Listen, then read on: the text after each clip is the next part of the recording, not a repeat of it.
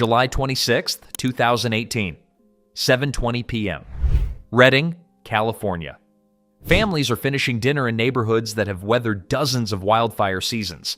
Children play in backyards, parents water lawns, fighting to keep small patches of green alive in the relentless summer heat. 3 miles to the west, the Carr fire has been burning for 3 days. But the Carr fire is a wilderness fire, the kind that stays where fires are supposed to stay, the kind Northern California knows how to live with. 6 miles away, in the convergence of heat and wind and topography that no one on the ground can yet see, something is happening that has no precedent in the scientific record of the United States. The air above the fire is rotating. The column is tightening. A vortex is forming. At 7:41 p.m., it touches down. Within minutes, it will be spinning at 143 miles per hour. Its internal temperature will reach 2,700 degrees Fahrenheit, hotter than the melting point of steel. It will move through residential neighborhoods, through streets where children were playing 20 minutes earlier, and it will leave behind a category of destruction that investigators will struggle to classify. What struck Redding that evening was not a wildfire. It was a fire tornado, the first ever scientifically confirmed in the United States. And to understand what that means, you first have to understand something that most people don't. That fire, under the right conditions, doesn't just burn. It creates its own weather. The fire begins. The Carr fire began at 11:23 a.m. on July 23, 2018, on the shoulder of Highway 299 west of Redding. A vehicle towing a travel trailer suffered a blown tire. The steel rim ground against the hot asphalt, throwing sparks into the roadside grass. In less than a minute, the grass was burning. Within hours, the fire had moved into the hills. The ignition was ordinary. The conditions it met were not. Northern California, in the summer of 2018, had spent years in a cycle that fire scientists had been warning about. A long drought, then 2 unusually wet winters that produced dense new vegetation across the hillsides. Then another drought that dried all of it to near zero moisture content. The grass, the shrubs, the accumulated debris on the forest floor, everything had grown fast and dried completely. Fire ecologists use the term fine fuel loading for this condition. What it means in practice is that the landscape around Redding had become, at a molecular level, almost indistinguishable from kindling. Temperatures above 110 degrees Fahrenheit for days on end had finished the process. For the first 2 days, the Carr fire behaved as expected. It burned uphill through difficult terrain west of the city, spreading through the dry hills in patterns that experienced fire crews recognized and knew how to work with. Bulldozers cut containment lines through the chaparral. Hand crews worked the edges. The blaze was large, several thousand acres by the end of day 2, but it was moving predictably. And predictability in wildfire management is most of what separates a contained fire from a disaster. What the crews on the ground could not yet see was what was happening in the atmosphere above the fire. The heat rising from the burn was beginning to interact with the surrounding air in ways that their instruments weren't designed to detect. The Carr fire was, in the language of fire meteorology, starting to talk to the sky. The atmosphere changes. On the afternoon of July 26th, a weather system moving through Northern California began driving strong winds across the fire's path. By 5:30 p.m., the Carr fire had crossed a threshold that fire behavior analysts watch for and dread. It had transitioned from a fuel-dominated fire, one that spreads according to available vegetation and terrain, into a wind-driven fire, where the wind itself becomes the primary force. The fire was no longer following the landscape. The wind was deciding where it went. As the fire exploded eastward toward Redding, the sheer volume of heat being released into the atmosphere began to do something that only the largest and most intense fires can do. The flames generated massive updrafts, columns of superheated air rising rapidly from the burn. Convection columns are common in significant wildfires. What the Carr fire was producing was not common. At approximately 7:20 p.m., the fire's convection column punched through a layer of stable air above it and broke into the upper atmosphere. In the next 15 minutes, the column doubled in height, from 6 miles above the Earth to 12. It reached 39,000 feet, above the cruising altitude of commercial aircraft. The fire on the ground was driving a weather event in the stratosphere. This triggered the formation of a pyrocumulonimbus cloud, a pyro-CB, a thunderstorm, but one with no rain system, no cold front, no meteorological cause other than the fire itself. The cloud began to pull at the air column below it, stretching and concentrating the rotation that the wind shear near the surface had already begun to generate. The updraft organized that rotation, tightened it, accelerated it. On the ground, in the neighborhoods east of the fire's leading edge, the air was beginning to move in ways that had no name yet in the documented history of American wildfires. The tornado. At 7:30 p.m., the fire tornado touched down near Land Park on the western edge of Reading. At its base, it measured approximately 1,000 feet across, more than 3 football fields.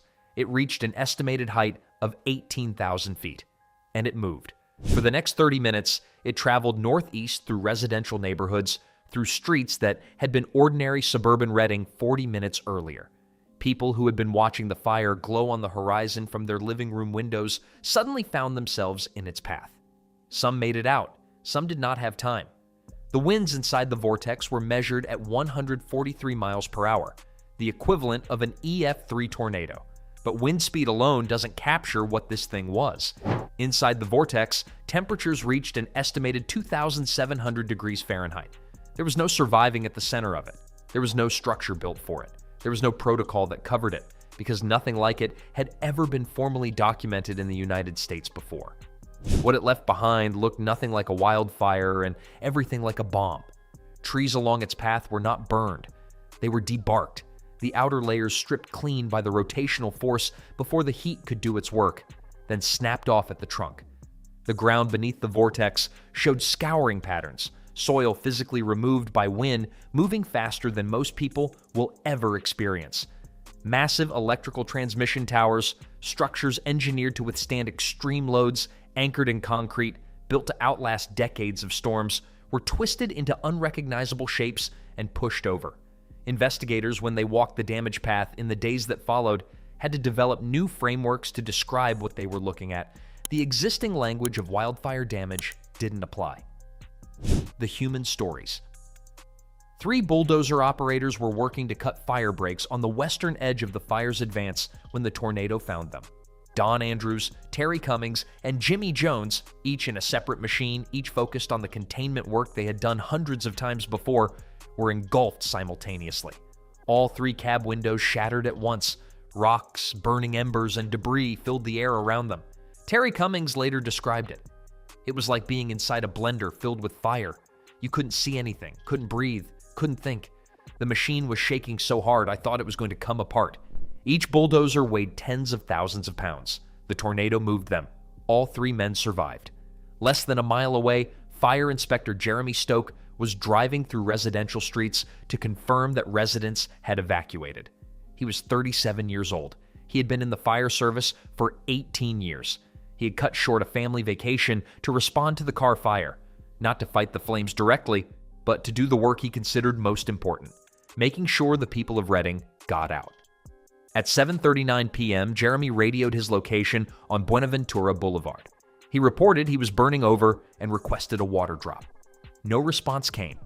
The official investigation later concluded that Jeremy Stoke suffered fatal injuries when he was entrapped in the fire tornado during community protection operations. He was the first firefighter in documented history to die in a fire tornado. The people on the streets he had been checking, they had made it out. He had not. The tornado's path extended well beyond the fire's edge. In neighborhoods that the flames themselves never reached, homes were destroyed, roofs torn off, walls collapsed outward, debris carried for miles. The fire had not burned these houses, its weather system had. The fire had not just burned Reading, it had stormed it. The science. The implications of what happened on July 26th took time to fully absorb. Fire managers and meteorologists had known that large fires could influence local weather. What the Carr fire demonstrated was that a fire could generate a severe thunderstorm capable of producing a tornado, a phenomenon so far outside existing frameworks that the agencies responsible for public safety had no warning system, no protocol, and no language for it. What the research established in the months and years that followed was that what struck Reading was not a fire whirl. This distinction matters enormously.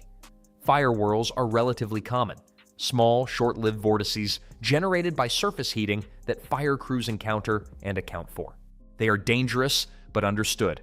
What the Carr fire produced was categorically different. A genuine atmospheric tornado, spawned by a fire-generated supercell thunderstorm. The pyrocumulonimbus cloud above the fire had developed all the structural characteristics of a severe thunderstorm cell, including, as investigators confirmed, the capacity to generate a tornado through the same rotational mechanics that produce conventional twisters. It was only the second fire tornado ever scientifically documented anywhere in the world. The first had occurred during the 2003 Canberra bushfires in Australia, a significant event, but one that had not been captured with the instrumentation or the analytical framework that the Carr fire would receive. Reading provided something Canberra had not: a complete scientific record of how a fire tornado forms, moves, and behaves from initiation to dissipation. Buried in that record was something that fire scientists found both alarming and, in a specific way, hopeful. The radar data from the evening of July 26th contained advance indicators of the vortex formation, signatures that, had anyone known what to look for, might have allowed a warning to be issued before the tornado touched down. No such warning system existed in 2018. The question the research left open, and that fire meteorologists are still working to answer, is whether one can be built. Whether the next time a pyrocumulonimbus cloud develops above a wind-driven fire in a populated area, the people below it will have minutes of warning they did not have in Reading. Jeremy Stoke did not have those minutes. The question now is whether the science his death helped generate can give them to someone else. Legacy. 8 people died in the Carr fire. Jeremy Stoke was the only one killed directly by the fire tornado, caught in it while driving the streets of his city, making sure his neighbors had gotten out. In direct response to the Carr fire, the National Weather Service developed the first extreme wind warning specifically designed for wildfire situations, a new category of alert issued when fire-generated winds are expected to reach 115 miles per hour or greater. It is a warning that did not exist before July 26, 2018. It exists now because of what happened to Reading and because of what happened to Jeremy Stoke. Fire agencies across the country revised their training to account for what the Carr fire had shown, that the danger zone in a major wildfire is no longer defined by the fire's perimeter. A fire generating a pyrocumulonimbus cloud is a fire capable of producing destructive weather miles from its edge.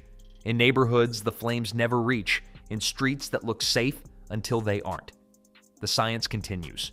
Researchers working with data from the Carr fire tornado are developing atmospheric models designed to identify in real time when the conditions for fire tornado formation are present. The radar signatures that no one recognized on the evening of July 26th are now understood. The question being worked on urgently, because the conditions that produce the Carr fire are not receding, is whether those signatures can be detected early enough to matter.